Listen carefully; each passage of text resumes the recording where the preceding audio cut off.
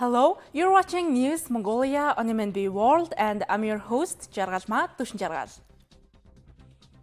On the news, Mongolia today. President Hurusna officially welcomed Emperor Narohito and held bilateral talks at the State Palace. Chicago's Mongolian community celebrates Nadam Festival with cultural pride. For the news, stay tuned.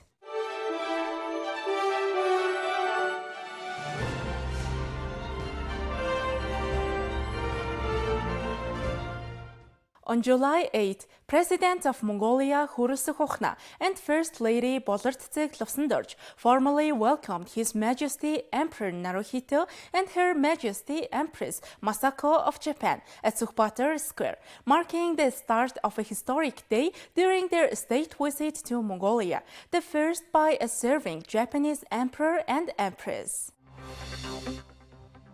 The welcome ceremony began with the national anthems of both nations, following a report from the commander of the State Honor Guard. The President, First Lady, and their Majesties paid tribute to the state ceremonial military white banner, after which Emperor Narohito and Empress Masako greeted the State Honor Guard. The ceremony was attended by senior Mongolian government officials, Mongolian recipients of the imperial decorations conferred by Japan, and distinguished Mongolian sumo grand champions, including the 68th Yokozuna Asashoro, the 69th Yokozuna Hakoho, and the 70th Yokozuna Haruma Fuji. After the ceremony, President Hurusna and Emperor Narohito paid tribute to the statue of great Emperor Chinggis Khan. His Majesty then signed the Book of Honored Guests at the State Palace. After that, an official bilateral meeting was held at the State Palace between President Hurusna and His Majesty Emperor Narohito, who were joined by the First Lady and Her Majesty Empress Masako. President Hurusna highlighted the profound significance of the visit, expressing confidence that it would be remembered as a landmark in Mongolia-Japan relations, which are grounded in mutual trust, shared values, and a people-centered special strategic partnership for peace and prosperity. The President conveyed Mongolia's heartfelt gratitude for Japan's enduring support in democratic consolidation, sustainable development, and capacity-building efforts, particularly in education and human resources. He warmly welcomed their Majesties' participation in the National Nadam Festival as guests of honor, recognizing the event as a powerful symbol of Mongolian unity, independence, and cultural heritage. Emperor Narohito expressed his sincere appreciation for the warm welcome received from the Mongolian government and people. Recalling his 2007 visit to Mongolia as Crown Prince, he expressed joy in returning, now accompanied by Empress Masako, and experiencing Mongolia's rich natural beauty, history, and traditions more closely. During the meeting, both sides expressed satisfaction with the implementation of the Special Strategic Partnerships Action Plan,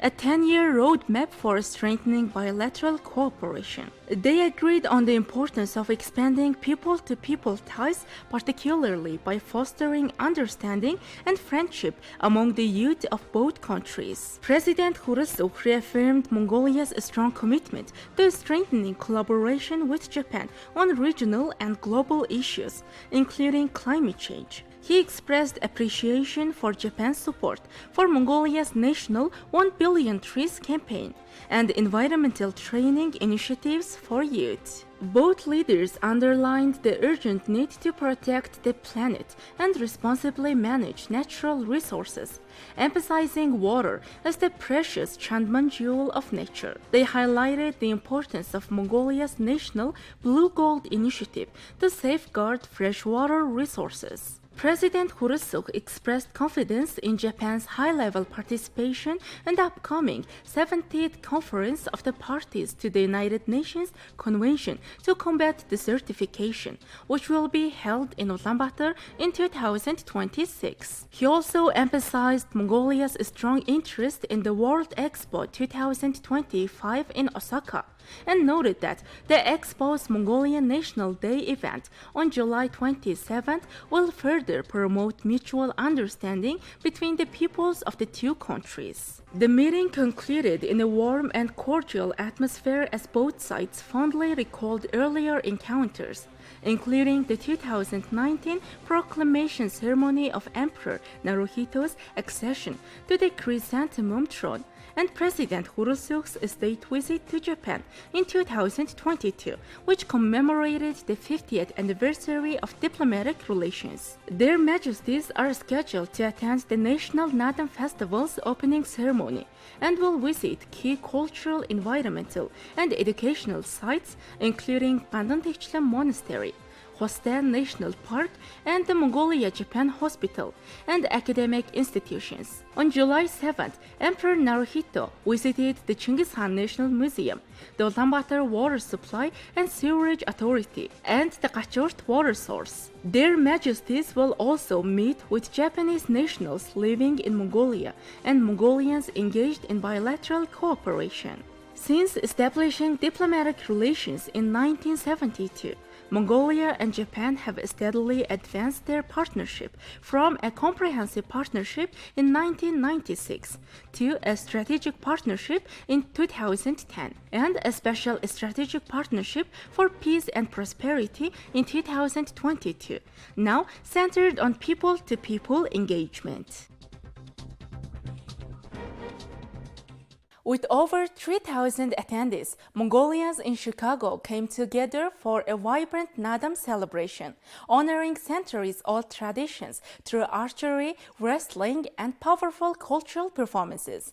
The event was heartfelt tribute to heritage, uniting generations, and carrying on Mongolia's culture for generations to come. Around 3,000 people gathered to celebrate the annual Chicago Mongolian Nadam, kicking off the event with traditional archery and ankle-bone shooting competitions. Aimed at passing ancestral heritage on to future generations, the celebration, dubbed One Day of Mongolia, reflected the community's strong cultural pride. Mongolians in the US have held traditional archery competitions for over a decade. This year, more than 50 archers participated in the archery events, and over 60 competitors took part in ankle-bone shooting. The opening ceremony of the 2025 Chicago Mongolian Nadam carried a profound message about the importance of honoring history and heritage. The symbolic presence of the revered 9 white banners and a depiction of Chinggis Khan's legacy through a theatrical performance brought rich cultural meaning to the gatherings. Over 100 students and artists from the area contributed to the vibrant opening presentation. We aimed to showcase 3 key eras, from Bert and Roi Maral to the Great Mongol Empire and into the modern day. This festival is our duty. It's how we show our children and future generations the beauty of our national art, history, and culture, and ensure that it never fades. The Nadam's traditional wrestling competition brought together nearly 100 wrestlers holding national, provincial, and some level titles. The champion was Inkchaklang, an international master of sport in Sambo from Shamarsum in Siling province. I have lived in Chicago for 10 years. Our Nadam here just keeps getting better each year. I'm very happy to have won. This celebration follows the full tradition and ceremony of Nadam. It reinforces identity for Mongolians growing up abroad, reminding them who they are and strengthening their cultural essence. Nadam Festival plays a vital role in helping Mongolians living overseas preserve their cultural identity, language, and traditions. And this year's celebration was organized by the Mongol American Center, the Mongolian Community of Chicago, Mom Pride Express Incorporated, and the Consulate of Mongolia in Chicago. You're watching News Mongolia. Here are the currency exchange rates provided by Mongol Bank.